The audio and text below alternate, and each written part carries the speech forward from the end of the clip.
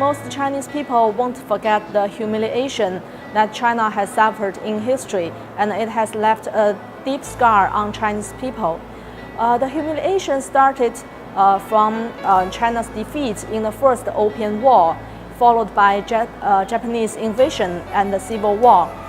Can you imagine that China's economic contribution to the world's economic output was about 30% in the first half of the 19th century. In the 1950s, it only contributed 3% to the world economy. So China wanted to catch up and make up for this gap. The decades' efforts by Chinese leadership, China has ascended to the world's second position. If it wants to continue to rise and play a leading position in the world, it needs a grand notion to motivate its people and unite the country. The fact is that China was the #1 country in the world for so many centuries, and the Chinese dream is to get back to that situation where China is powerful again.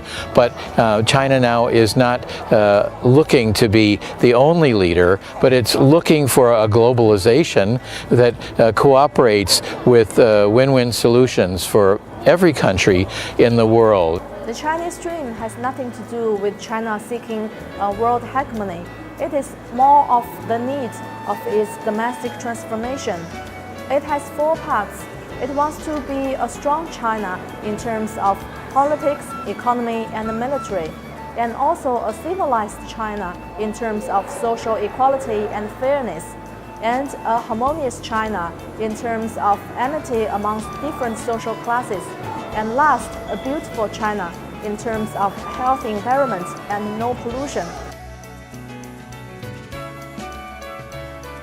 The Chinese dream is about collectively coming together to raise everyone's own personal livelihoods and fulfill personal dreams. President Trump is bringing out the nationalism of some people in America, but whereas President Xi, I think, is being more inclusive, trying to build a strong country with a bright future for its people, that President Trump is trying to divide our country into factions. And some people have a very dark view of international relations. The U.S. one is to regard international norms and is about scrapping international dues and sacrificing other countries' interests for the sake of the United States. The U.S. context stresses individualism, while China stresses collectivism, given the collective memory of humiliation that China suffered in history. The Belt and Road, because it has to do with lending and building in foreign countries, it might seem quite remote from the Chinese dream, but I see it actually as a manifestation of the dream. These infrastructure projects, they do employ millions of Chinese engineers, technicians, and workers in the past, over the last 40 years, and now currently to get the job done. And that's, of course, creating opportunities for those millions of Chinese families.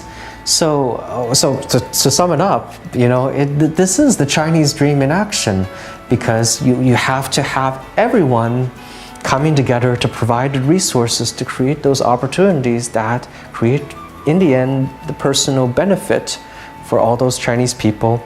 And as an added bonus, this is now not just the Chinese dream, because the end objective of the Belt and Road Initiative is to uplift a lot of other countries and all those other destination countries.